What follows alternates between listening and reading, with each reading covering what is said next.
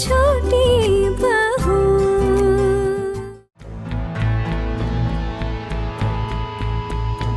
पूजा, इनसे मिलो, ये मेरे ऑफिस के कलीग। ऑफिस से सिर्फ आपके 2 ही दोस्त आए, ऐसा क्यों? अरे इनसे ही मेरी सबसे ज्यादा बनती है, इनसे मेरी दोस्ती है। किस किस्म के आदमी हो आप? मतलब आपके सिर्फ 2 ही दोस्त हैं? मैंने सुना है कि आपके पूरे ऑफिस में 60-70 लोग हैं, उसमें आपके सिर्फ 2 ही दोस्त हैं।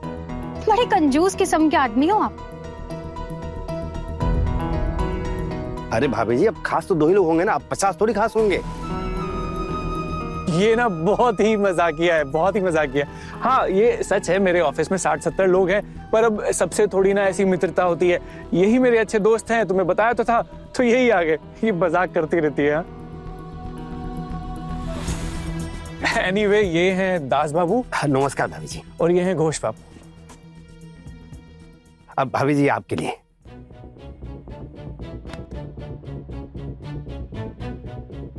कमाल है, आपने भी ना सेम टू सेम अपने जैसे ही चुने अपने दोस्तों को। क्यों भाभी जी, क्या हो गया? आपके 2 जैसे कंजूस है ना, आप भी बिल्कुल वैसे ही निकले। मतलब 2 लोगों ने मिलकर ये एक किताब दी है मुझे शादी के गिफ्ट पे। और आजकल किताब पढ़ता कौन है? मैं तो ना बिल्कुल भी नहीं पढ़ती। अरे मैंने कहा ना, बहुत ही मजाकिया है। पूजा, कितना मजाक करती हो तुम, बहुत मजाकिया है। क्या लगा रखा है आपने? बहुत ही मजाकिया, बहुत ही मजाकिया।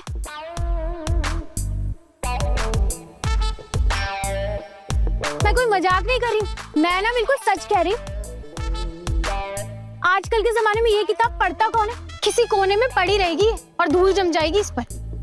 वैसे एक बात तो सही है, इस रिसेप्शन की पार्टी में आपको पता नहीं क्या खाने पे मिलने वाला है।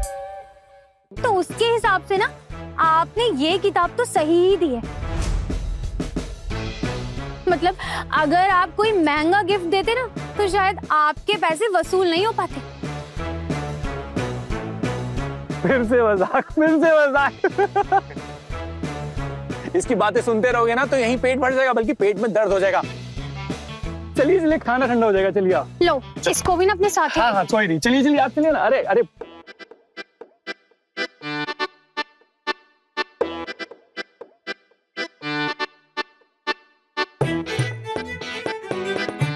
दुर्गा, नई दुल्हन ने घर पे आते ही भूचाल ला दिया है। अरे मंजरी बहू कहीं दिख नहीं रही है, क्यों अपना मुंह छुपा के वो कमरे में बैठी हुई है? ने कोई जुल्म किया है क्या? अरे बुलाओ उसे। आना। जी शुतु मामा। इधर आ बेटा। जी दीदी आती। बेटा, पारो कमरे में अकेली क्यों बैठी हुई है? उसका क्या कसूर है? अरे उसको बुलाओ, सबसे मिलवाओ उसे। पोल्टू की पहली बीवी है वो, सबसे मिलना जुलना होना चाहिए उसका, तभी तो खेल का असली मजा आएगा। शुतु मामा, वो मैंने मीस दीदी से बोला यहाँ आने के लिए, माँ भी आकर गई, लेकिन वो सुन ही नहीं रही किसी की। कोई बात नहीं, मैं एक बार वापस कोशिश करती हूँ। जाओ बेटा, लेकर उसे। अब आप देखना, आना के साथ फिर से कोई झमेला शुरू हो जाएगा। अच्छा, इस बार किसके साथ? ये जो खड़ा है, मेरा बेटा। देखिए टुकुन के साथ कैसे मुंह फुलाकर खड़ा हो गया है। छोटू, आना के साथ बिल्कुल ठीक नहीं किया तूने। छोटू, आना ना बहुत स्ट्रेट फॉरवर्ड लड़की है, तू ऐसे डील नहीं कर पाएगा उसके साथ। इधर पोल्टू दादा ने तुझे कुछ आकर बोला नहीं और तू लग गया उसके कैरेक्टर पे उंगली उठा ले। ऊपर से तू उसके ऑफिसर पे भी चिल्लाकर आ गया, कोई बिना कुछ सोचे समझे। छोटू, मैंने इस बात का बिल्कुल सपोर्ट नहीं करता, तूने बिल्कुल भी ठीक नहीं किया। मुझे बहुत बुरा लगा ये सब सुन के। टुकुन दादा, और मैं क्या करता? आपने आना को देखा था किस तरीके से उसने रिएक्ट करा। इतना गुस्सा करना कोई अच्छी बात है? मुझे बुरा नहीं लग सकता। और मैं भी तो नौकरी करता हूँ ना, कोई टाइम है, कभी भी बुला लेते हैं उसको। ऐसा थोड़ी होता, मैं नौकरी नहीं करता, मेरे साथ तो ऐसा कभी नहीं होता। छोटू, अरे बाबा, हमारी नौकरी और उसकी नौकरी एक जैसी नहीं है, तुझे बात समझनी पड़ेगी। अरे उसका डिपार्टमेंट सोशल वेलफेयर का डिपार्टमेंट है, कभी भी इमरजेंसी आ सकती है उसके ऑफिस में। वो लोग आम जनता के लिए डायरेक्टली काम करते हैं छोटू। और वैसे भी आज तो छुट्टी का दिन भी नहीं था, फिर भी छुट्टी ली थी ना उसने। और तू तो जानता है ना, अभी अभी ज्वाइन किया उसने, इतना आसान होता है क्या छुट्टी मिलना? उसके सर चाहते तो उसको छुट्टी नहीं भी दे सकते थे, फिर भी छुट्टी दी ना। और इस बात पर तेरा रिएक्ट करना बिल्कुल नहीं बनता था। अब जो तूने किया है ना, उसकी वजह से आना गुस्से में ज्वालामुखी बन चुकी है। अब मुझे तो बिल्कुल समझ में नहीं आ रहा है कि ये सब तू कैसे मैनेज करेगा। टुकुन दादा एक बात बताओ, औरत का इतना गुस्सा करना उसे शोभा देता है? छोटू, तू कोई स्कूल टीचर नहीं है और ना ही वो तेरी स्टूडेंट है जिसको तेरी हर बात माननी पड़े। और रही बात जहां तक गुस्से की, तो गुस्सा करना ना तो मर्दों के लिए अच्छा है और ना ही औरतों के लिए। और जो तू डैमेज करके आया ना अभी, ये पब्लिक डैमेज है। अब तेरी वजह से उसके ऑफिस में कोई दिक्कत आ गई जहां वो काम करती है, तो तू क्या करेगा? उसकी नौकरी से उसको निकाल दिया गया तब? देखो टुकुन दादा, ऐसा है, आना नौकरी कर रही है, मुझे उससे कोई प्रॉब्लम नहीं है, लेकिन अगर इस आजादी का वो मिसयूज करेगी ना, तो मैं उसे नौकरी करने नहीं दूंगा। अच्छा, तो तुझे लगता है कि तू इस पोजीशन में है जहां तू आना को नौकरी करने दे या ना करने दे? हाँ? और क्या आना तेरी बात मान लेगी? तुझे ऐसा लगता है? अरे जिस लड़की को उसकी नौकरी उसकी काबिलियत की वजह से मिली हो ना, और जिसका फ्यूचर इतना ब्राइट हो, जो इतनी अच्छी नौकरी करती हो, क्या वो तेरे कहने से नौकरी छोड़ देगी? बिल्कुल भी नहीं। और तुझे ऐसा लगता है कि अगर उसे नहीं छोड़ी नौकरी, तो तू उसको ऐसा बोलेगा, ठीक है तो मुझे छोड़कर चली जाए? तो छोटू, वो ना तुझे छोड़कर चली जाएगी सच में। और तू उसकी जिंदगी में इतना बड़ा फैक्टर नहीं है कि वो तेरे लिए बाकी सब कुछ छोड़ दे। लेकिन एक बात याद रखियो, आना तेरी जिंदगी का बहुत बड़ा फैक्टर बन सकती है। मुझे समझ में नहीं आ रहा ना कि तू मुझे बाहर क्यों ले जाना चाहती है वहां। मेरी जिंदगी में क्या कम बेइज्जती हुई है मेरी, जो अभी और करानी बाकी है? क्या आपको वाकई लगता है कि मैं आपकी बेइज्जती करवाने के लिए आपको वहां लेके जा रही हूँ? तो तू ही बता, फिर क्यों ले जाना चाहती है बाहर? वहां जाकर मैं क्या करूं? उनकी दुल्हन को देखूं, उनके बहू बात में मैं मजे करूं, ये चाहती है तू? क्या आपको बुरा लग रहा है दीदी? नहीं आना, मुझे बिल्कुल बुरा नहीं लग रहा। अगर आपको बुरा नहीं लग रहा है तो फिर आप वहां चल क्यों नहीं रही? दीदी, यही आपकी ताकत है और आपको दिखाना पड़ेगा कि आपको फर्क नहीं पड़ता।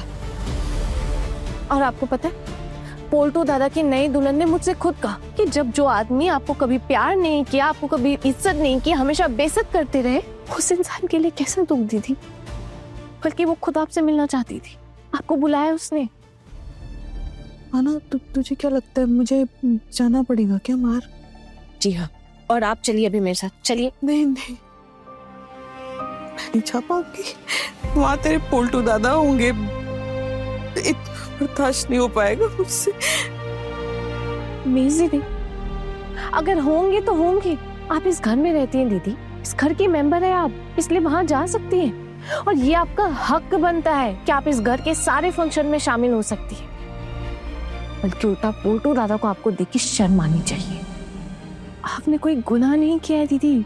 उन्होंने अचानक एक दिन आपसे रिश्ता खत्म कर लिया, आपके पैरों तले जमीन खींच ली उन्होंने। अगर आज मेरी सासू माँ नहीं होती तो कोई आपको यहाँ रहने भी नहीं देता, आपको आपके मायके वापस भेज देते और वहां भी सब आपका अपमान करते। ये सब तो आप ही बता चुकी है ना दीदी। लेकिन दीदी, आप खुद काम कर रही हैं, अपने पैरों पे खड़ी है, सर उठाकर जीने की कोशिश कर रही हैं, तो फिर किस बात की शर्म और किस बात का डर?